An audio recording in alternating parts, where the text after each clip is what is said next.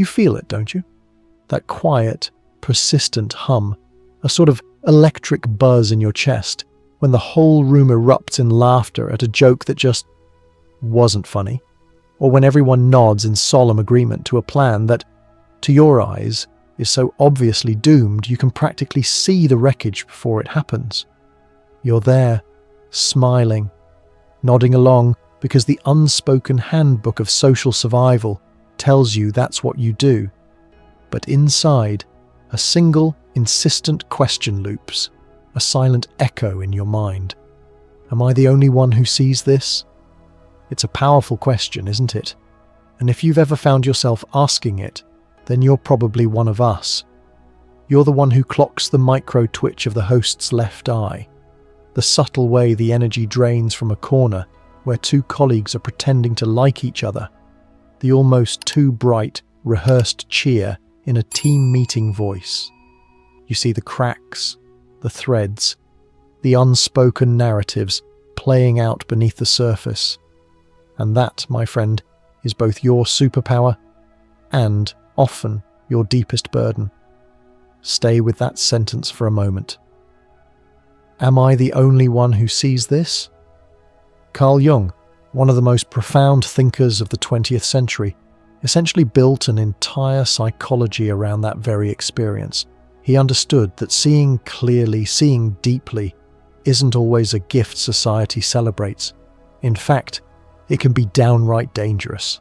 Tonight, we're going to walk his road, a path from isolated sight to genuine, integrated strength.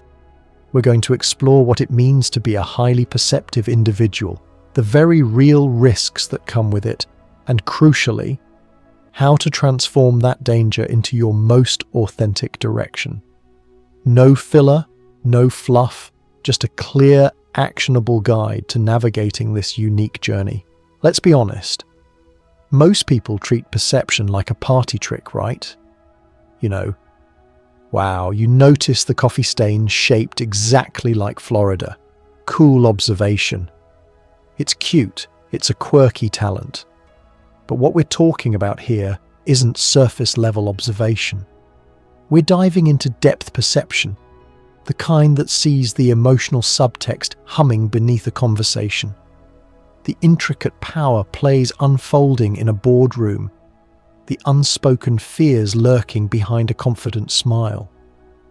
That kind of perception isn't cute, it's combustible, it's raw, it's potent, and it can ignite things you might not be ready for. Jung, with his characteristic foresight, warned us about this. He understood that when you consistently see more than the collective has agreed to notice, when your internal lens is simply sharper, you inevitably step outside the tribe's carefully constructed safety net. And what happens then? The net snaps back, hard. Suddenly, you're not just observant, you're the downer at the party, the too intense friend who always points out the obvious, the conspiracy nut for seeing patterns others dismiss as coincidence. You become the odd one out, often without even understanding why. The danger here isn't just social exclusion, though that's painful enough. The deeper, more insidious threat is internal collapse. Imagine being bombarded with data, with emotional signals, with hidden truths, all day, every day.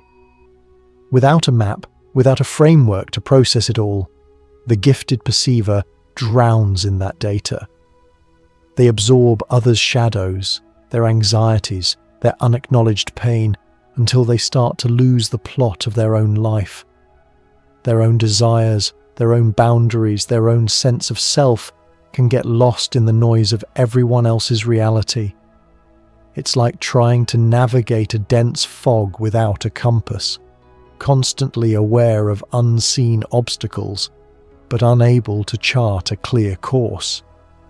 This is where loneliness can take root, not just as a feeling, but as a deep, disorienting state. But here's the good news, the truly transformative part. Jung didn't just diagnose the problem, he drew the map.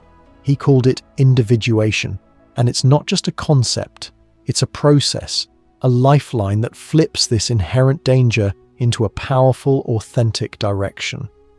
Tonight, we're going to use that map. We've broken it down into 3 tight sections. 0 jargon, just clear, actionable steps that will give you one clear exit sign from the labyrinth of overwhelming perception. The problem, island of awareness. Picture this: a lone lighthouse standing tall on a vast, black, churning ocean. That, my friend, is you. Every time you name a truth others deny, whether it's the insidious office politics, the quiet hypocrisy of a parent, or even your own creeping envy, you flash that powerful, illuminating beam. And here's the thing about ships in a fog. They don't always like lighthouses. They often prefer the comfortable, predictable obscurity of the fog. So, what do? They sail around you. They avoid your light and the water around your island. That island of your awareness feels wider and more isolating with every passing year.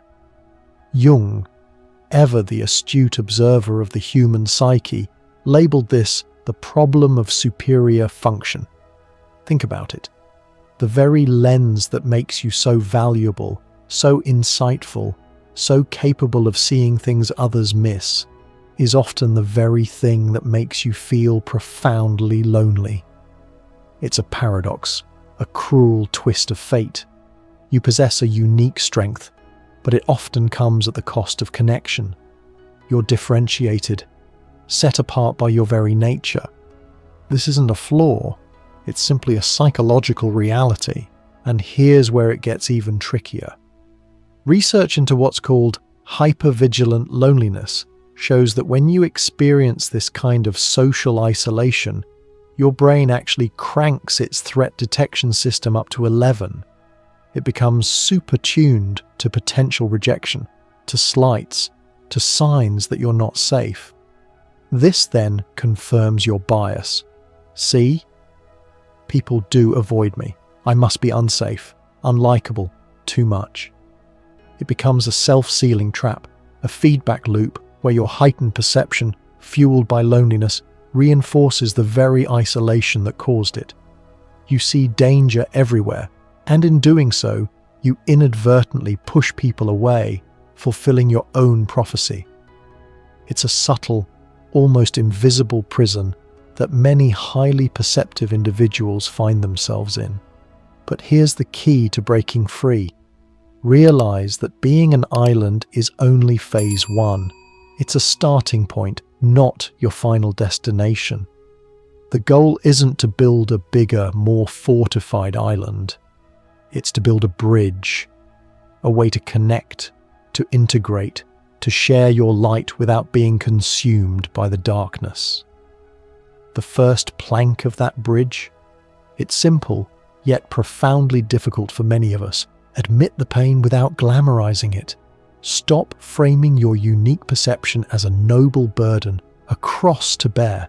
Just say it aloud, plainly, honestly. Seeing clearly hurts. That admission, that raw, unvarnished truth, does something incredible. It shrinks the martyr complex that keeps so many perceptive individuals stuck, convinced that their suffering is proof of their specialness. It allows you to move past victimhood and into agency. It's not about complaining, it's about acknowledging a fundamental truth of your experience. Next, let's get practical. I want you to audit your last week. Seriously, take a moment to reflect. Where did you pretend not to notice something glaringly obvious to maintain social peace? Maybe it was a passive-aggressive comment, a blatant power play, or even just a friend's thinly veiled insecurity. And then, in a separate column, where did you blurt out the truth, perhaps a little too bluntly, and feel the room freeze, the energy shift, the collective disapproval wash over you? Write both columns down. This isn't about judgment. It's about collecting data for your personal map. You're observing your own patterns, understanding the dynamics of your interactions, and beginning to see how your unique perception plays out in the real world. This data is invaluable because it shows you the edges of your island and where the potential for a bridge might lie. The agitation when sight becomes a target. All right, let's talk about why people often shoot the messenger. It's not usually malicious, it's psychological. Your very presence, your quiet perceptiveness, has a way of exposing their shadow. Now, Jung's term shadow isn't some spooky, evil thing. It simply refers to the aspects of ourselves, the traits, the impulses, the insecurities that we've hidden away, disowned, or repressed because we believe they're unacceptable to our tribe. We push them into our personal unconscious to stay acceptable, to maintain a certain image. So, imagine this. If I secretly fear I'm boring or inadequate, or perhaps a bit of a fraud, and you walk into the room, quietly observant, seeing perhaps a little too much, I might unconsciously tag you as judgmental. I might project my own disowned fear of being judged onto you. It's a defense mechanism. It's easier to label you as difficult or critical or arrogant than it is for me to own my own insecurity. Projections, as Jung understood, fly like mud in these situations. And soon, if you're not careful, you find yourself coated in qualities that aren't yours, labels that have nothing to do with who you truly are. You become a convenient screen for others' unexamined selves. This process is a significant source of social rejection for highly perceptive individuals. Do this long enough, and the insidious part is, you start to believe the labels yourself. Maybe I am too arrogant, you might think. Perhaps I am difficult, or just too sensitive, or always looking for problems. This blurring of boundaries, this losing the distinction between your authentic self and the projections of others, is what Jung called participation mystique. It's a state where you lose the clear boundary between self and other, where you absorb so much of the collective unconscious, so much of others' stuff, that you forget where you end and they begin. And let me tell you, empathy without boundaries is not a gift, it's a sponge. It leaves you drained, diluted, and utterly exhausted. You become a vessel for everyone else's unacknowledged pain.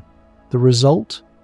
Emotional fatigue, a profound sense of cynicism, and that classic I hate people loop that so many highly sensitive or perceptive individuals fall into. You see the ugliness, the hypocrisy, the unconscious games, and it just wears you down. Jung gave us a blunt but absolutely vital warning here. Insight without embodiment is poison. Think about that. A mind that sees, that perceives, that understands the deep truths of the world, but cannot live its vision, cannot integrate that insight into its own being and action, rots from the inside. It leads to a split within the self, a deep sense of inauthenticity, and can even contribute to existential despair. So, the danger isn't just that they reject you, it's that you begin to reject yourself. The lighthouse bulb, that brilliant light of your perception, begins to crack under the pressure. Darkness, anonymity, begins to look safer, doesn't it? Many perceptive individuals dim their own light voluntarily, numbing themselves with endless scrolling, with too much booze, with overwork, with any distraction that allows them to avoid the painful truth of what they see. Why? Because anonymity, even if it feels like a spiritual death, often hurts less than the constant sting of rejection or the overwhelming burden of unintegrated insight. They become hyper-vigilant, not just to external threats, but to the internal threat of their own overwhelming awareness. Pause here.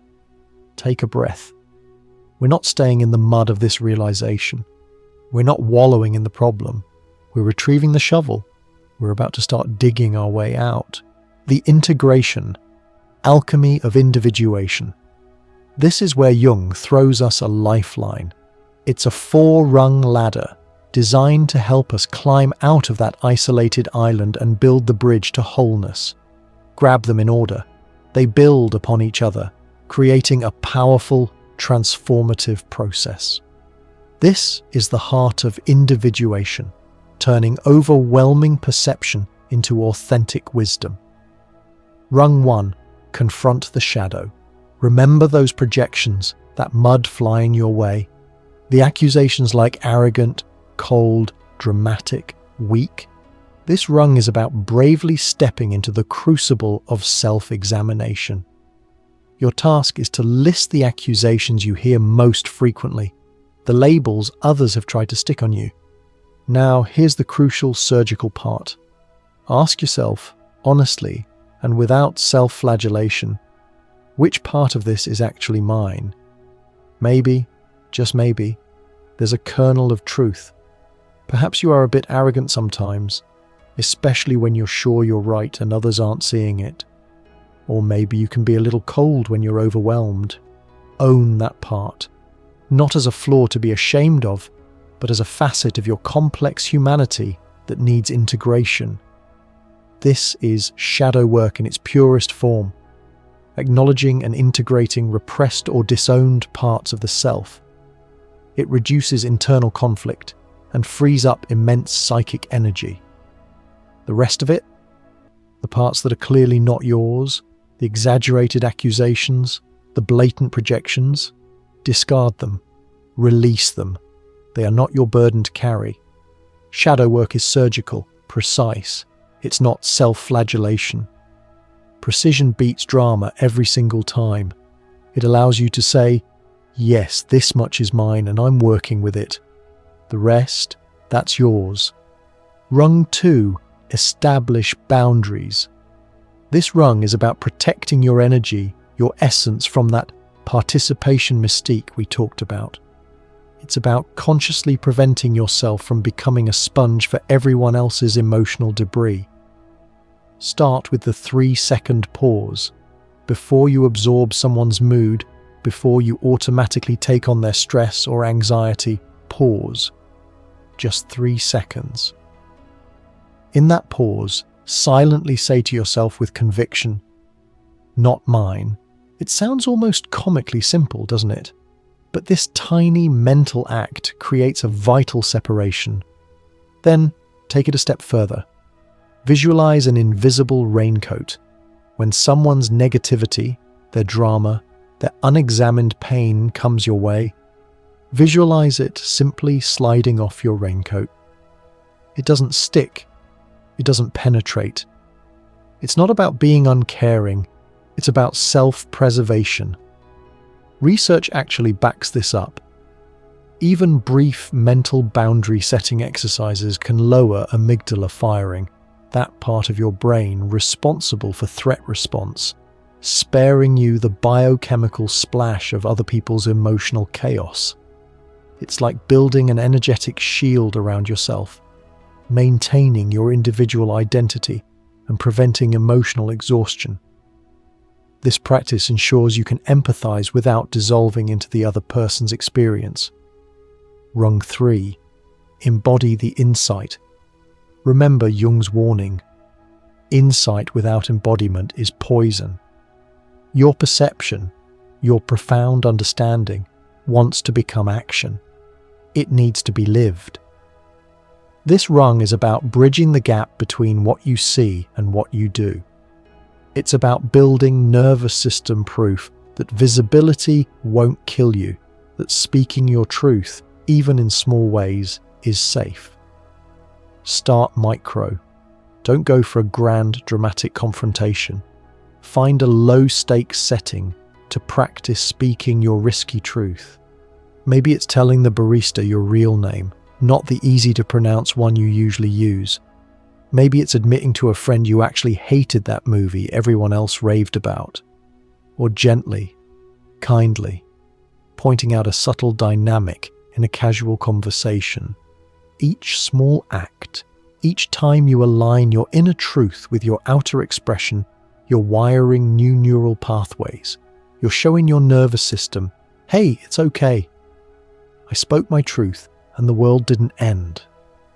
Confidence, real, embodied confidence, grows like a muscle under consistent, thoughtful reps.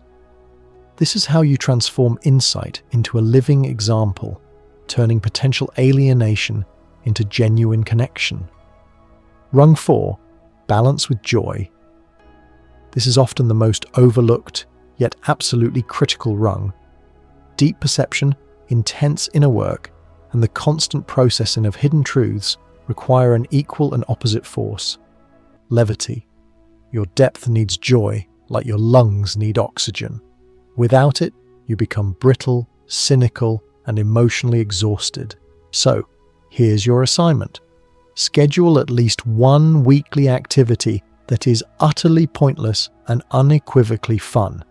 It doesn't have to be profound. It could be kart racing, belting out terrible karaoke, trying and probably failing to bake bread, or simply watching a truly silly movie. The point is to engage in something purely for the sake of enjoyment, something that requires no analysis, no deep insight, no problem solving. Joy detoxifies cynicism. It gives your mind a much-needed pasture to graze in rather than perpetually patrolling a battlefield. It reminds you that life isn't just about what you see beneath the surface. It's also about the simple, beautiful, often absurd things that exist on the surface. This balance prevents your vision from becoming a burden and supports your psychological stability. Try those 4 rungs for 7 days. Seriously, just 1 week. Then come back and tell me in the comments, which rung was the hardest for you? I'll reply with some hacks and insights that have worked wonders in clinical practice. And if you want the next deep dive, our drill on turning individuation into tangible creative output, make sure to subscribe. The reframe, from burden to bridge. Let's be crystal clear about something. Individuation isn't some navel-gazing, self-indulgent exercise. It's world work. It's arguably the most potent form of social contribution you can make. Think about it. A person who has consciously confronted and integrated their shadow stops leaking unconscious damage onto others. They become less reactive, less prone to projection, more genuinely present. Suddenly, your family dinner gets calmer. Your team meeting feels lighter, more productive. Why? Because one clear-eyed, integrated human being can stabilize more emotional square footage than 20 self-help books ever could. You're not just fixing yourself, you're becoming a point of stability, a source of conscious awareness in a world often lost in unconscious patterns. This is the profound ripple effect of doing your own inner work. Remember that lighthouse? The beam is still sweeping, still illuminating, but now the keeper, that's you, knows something vital. You understand that ships need time to adjust their course. You signal, you illuminate, you offer clarity. You don't demand immediate change. Some ships will veer towards your light, some won't. Some will choose to stay in the fog, and that's okay.